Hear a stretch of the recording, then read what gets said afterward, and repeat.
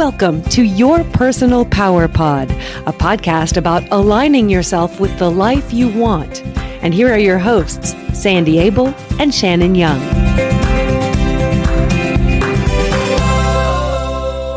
Shannon, can you believe we're on episode 75? Isn't this exciting? And we've got a great topic today. I can believe it. And yes, it is exciting. And we do. I really like today's topic. I know a lot of people, including you and me, Yes, who right. are in this very weird place right now where our definition of self doesn't apply so much anymore. And we're trying to figure that out. Yeah, isn't it fascinating? When you're 25, you think you know who you are, hopefully. By then you figured it out, and you think you're going to be that person forever and doing what you do and hanging with the people you hang out with. And then you get older and things change. Today we're talking about who am I now? Yeah. Tell us a little bit about why this topic came to you. There were several things. First, I was talking to a woman who had raised 5 kids. So she's been parenting, mothering for 25 years, and her youngest just graduated from high school. Oh, wow. She looked kind of in shock, and she said, my daughter's going across the country to college. We've got all these bedrooms and this big house and a car designed to haul a bunch of people.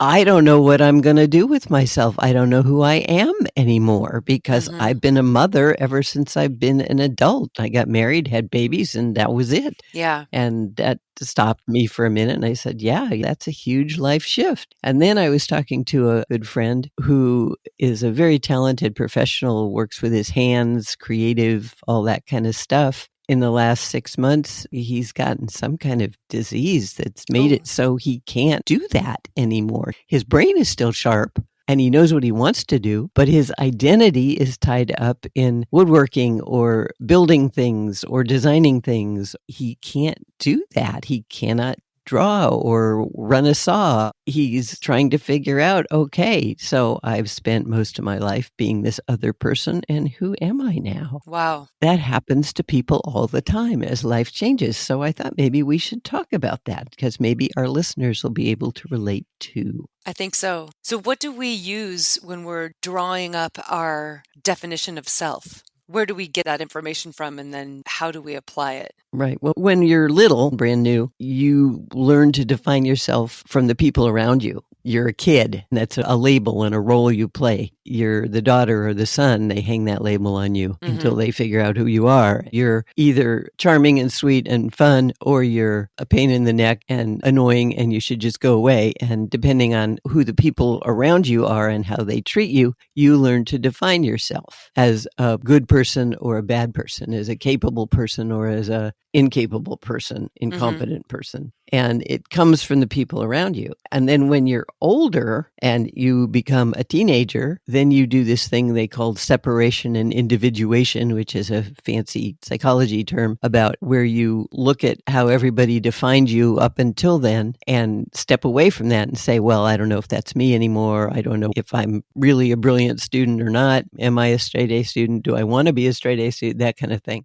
So you redefine who you think you are and what you think you can do and your roles that you play. And this is why teenagers are so attached to their friends, because they're looking to those people now for identity. Exactly. Yes, which is very scary. Or they're looking at people they don't even know, the influencers on the internet nowadays, to define who they are or who they're supposed to be, which really terrifies me because that may not be who they are at all. And if they think that's what they're supposed to be, it can cause a whole lot of emotional trauma if you're not a size 2, which is unhealthy, by the way. For most of us. But the people on the internet are, or if you're not beautiful with long flowing hair or a guy with macho muscles and stuff, then you think there must be something wrong with you. And it's not at all.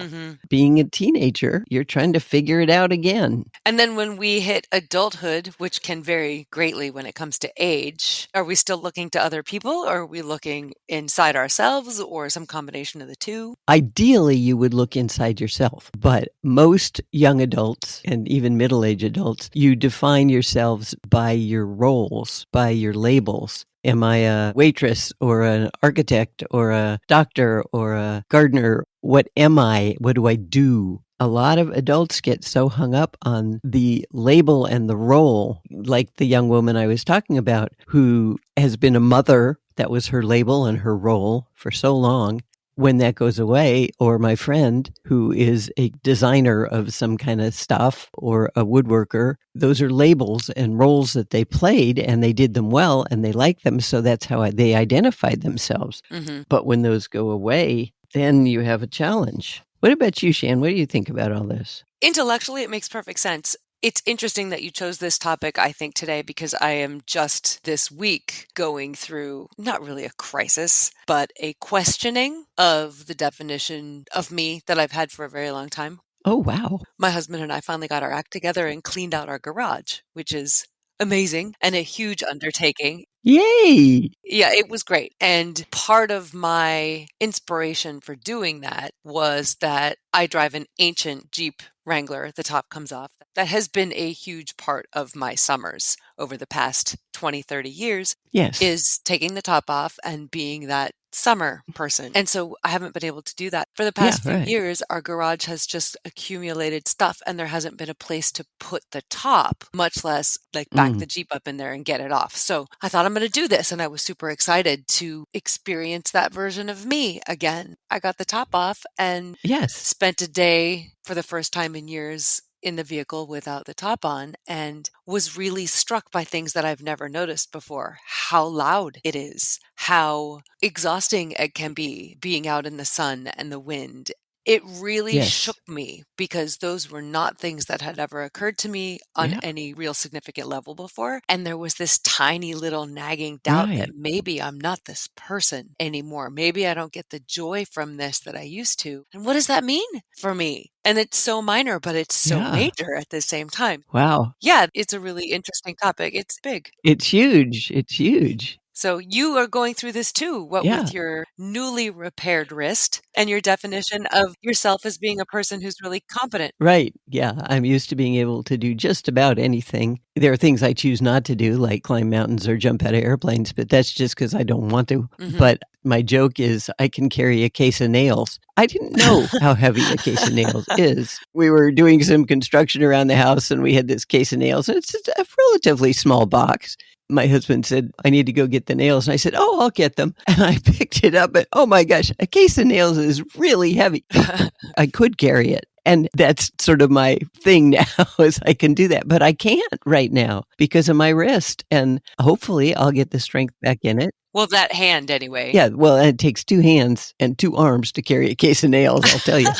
Yeah, the identity just of, oh, I can do it. I've got it. Don't worry. Maybe not so much. And that shakes you a little bit. That makes you stop and think. And I'm wondering about our listeners. What are they dealing with? How has their life shifted or changed? I know with the pandemic, a lot of people identified with their job and they went to work every day and they did what they did. Then they either completely lost their job or had to work from home. All of a sudden, they were not part of a team anymore and they weren't who they thought they were. They couldn't hang that label or that role on themselves. Then you get stuck going, oh, whoa. Well, if I'm not that, then who am I? Yeah. It's a scary shift. So should we be using those things, what we do, what we wear, the activities we enjoy to define ourselves, or should we be looking deeper to find our true identity? You're very wise. If you define yourself by labels or roles, they will change. If you define yourself by qualities and talents, like the woman who was the mom. If she just says, well, I'm not a mom anymore. Well, of course she's still a mom, but they're all grown up now. She's lost her role, but she hasn't lost herself and she hasn't lost all the amazing things that made her a great mom. She's loving, kind, smart, caring, intuitive, able to foresee what's going on, and an educator. You teach your kids lots of things, and there's so many qualities that she has as a human being. our friend who's lost the ability to use his hands like he had before. He's still incredibly creative and he's resilient and he's really smart. There are all kinds of things he can do. And they're fun-loving and generous and kind and all those qualities that we're not usually taught to identify ourselves by, but those are the things that define who we are. Mm-hmm. Like the Buddhist philosophy that all suffering is caused by attachment. If you're attached to things that can go away, then you put yourself at their mercy. Oh, wow. Buddha obviously was very profound, and that is true. But that's the role. If you're attached to the role, like you were attached to your role of being the free spirit with your hair blowing in the wind as you drove down the freeway. And then you matured and got smart and realized, I'm sunburning the heck out of myself. This isn't as fun as I thought it was. And maybe I've matured and moved on. For me, I think there's a little bit of a sadness, but I've learned that giving myself grace to just feel whatever is happening with that shift will give me the opportunity to also recognize the new as it comes. So instead of just being sad or trying to force that feeling that I used to have, I'm not running out and buying a new car just so I can feel more like me. The acceptance of the change gives me the opportunity to explore new opportunities for joy instead of just being stuck in the sadness and the grief and but I should feel a certain way in this moment because I've always felt this way in this moment. Yeah, don't shit on yourself. Not a good idea. And that's absolutely right. What you're doing is grieving that part of you that has left. And we've talked about grief a lot before in other episodes. And when anything ends, even so that you can move on to more positive things, you grieve the end. You're grieving letting go of those old experiences that you loved, but for some reason now you don't love them quite so much. So you're going to do the grief process, probably relatively short. It's not going to take years.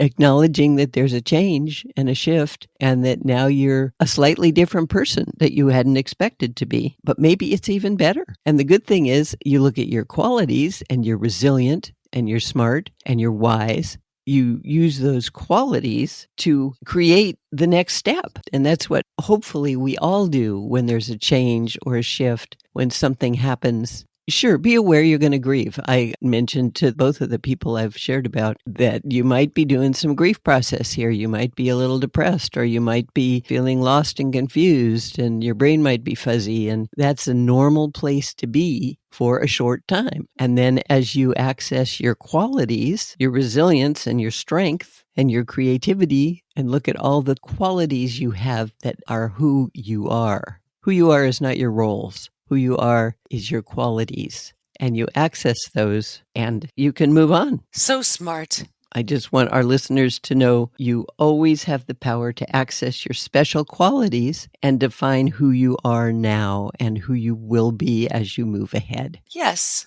So it's okay to let go of what was and not cling to that. Appreciate it, value it, but then look at the amazing person you are. The roles you play are because of the amazing person you are. So you want to know, who am I now? Look at the qualities that make you who you are, and you will do fine. Awesome. You want to wrap us up?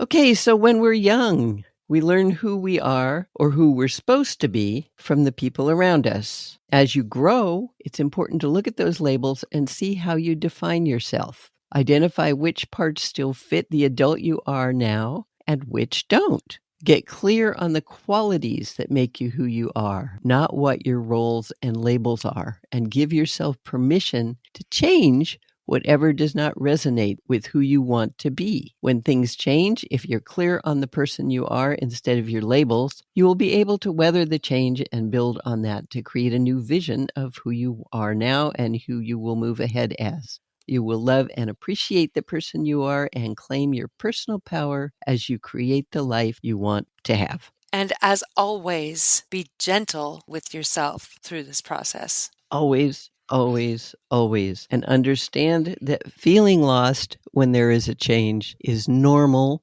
When you access your qualities of resilience, all those other amazing things that make up who you are, you will do fine and move ahead to an even better life. Thank you, Sandy. Thank you, Shannon. And thank you to our listeners for taking this amazing podcast journey with us. It is so fun to do this with you all. It is fun, and we love hearing from you, especially when you tell us about the role that personal power and self-esteem have played in your life. And we love it when you suggest topics for us to cover, because then we know we're talking about things that you actually want to learn about and hear about. And then we also love it if you review our podcast. So thank you so much for doing so wherever you stream or wherever you listen. You can check us out at yourpersonalpowerpod.com. If you don't have a streaming service, you can click contact and drop us an email if you want to chat with us one-on-one. And then you can also find us on Instagram at Your Personal Power Pod. And if you want to learn about how coaching can change your life, contact Sandy directly at sandy@insidejobscoach.com. Thank you so much for listening. We look so forward to hearing from you. And until next time, find your power and change your life.